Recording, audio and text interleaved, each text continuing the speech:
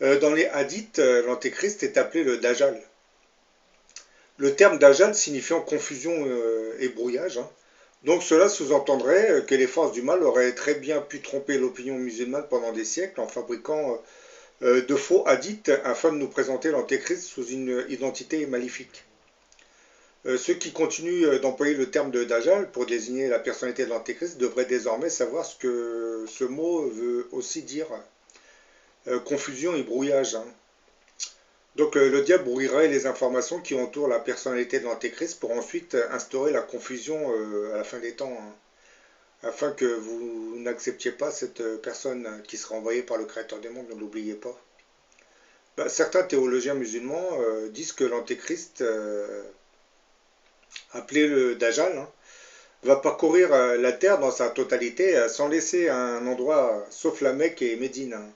Il recouvrira toute la planète de son règne. Bah, n'oublions pas de préciser que le terme Dajjala en arabe signifierait recouvrir et que le mot Dajjal est un dérivé de Dajjala. Dajjal qui veut dire confusion et Dajjala recouvrir. Bon, j'ai réussi à retrouver ces termes en surfant sur la toile internet, hein. C'est vrai que c'est pas évident de traduire les mots. Il suffit d'aller sur la toile internet, vous tapez le mot, puis vous avez beaucoup d'explications qui sont diffusées. Mais bon, que nous disent les hadiths sur l'antéchrist?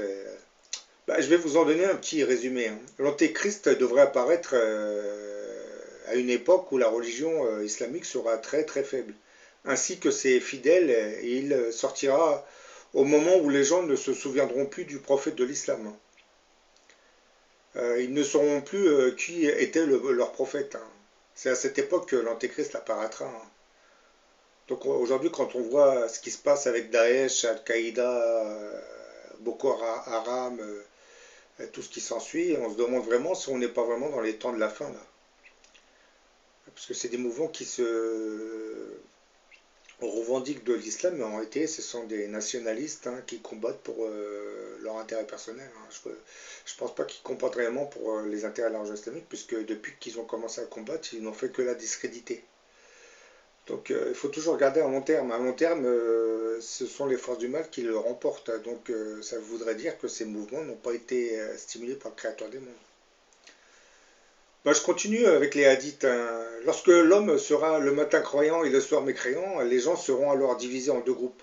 Un groupe qui aura la foi sans connaître l'hypocrisie, hein, et l'autre partie qui seront hypocrites sans connaître la foi. Et lorsque vous verrez tout cela, bah, alors attendez-vous à la venue de cet antéchrist, hein.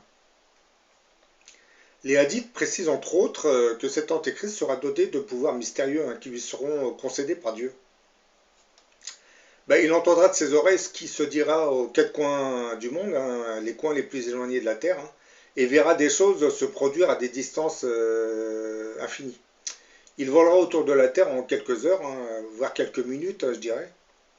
Il amassera des trésors d'or et d'argent, hein, qu'il fera soudainement surgir du sol et fera tomber la pluie. Il fera croître les plantes à son commandement. Bah, ça ressemble étrangement à ce que la Bible nous dit, hein, lorsque dans le chapitre 13 de l'Apocalypse de Saint Jean, on nous dit qu'il fera de grands prodiges, jusqu'à faire descendre du feu du ciel.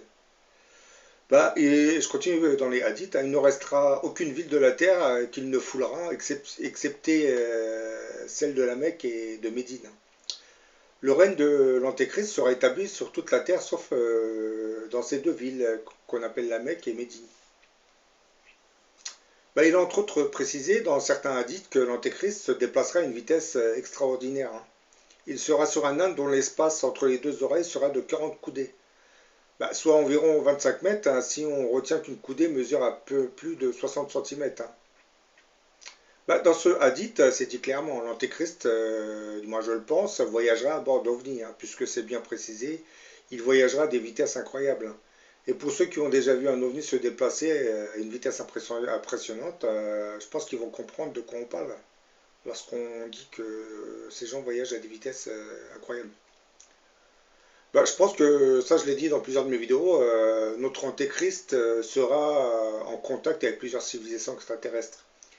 Et comme on nous dit que ce mystérieux grand monarque va naître en France, je pense que les contacts auront lieu sur le territoire français.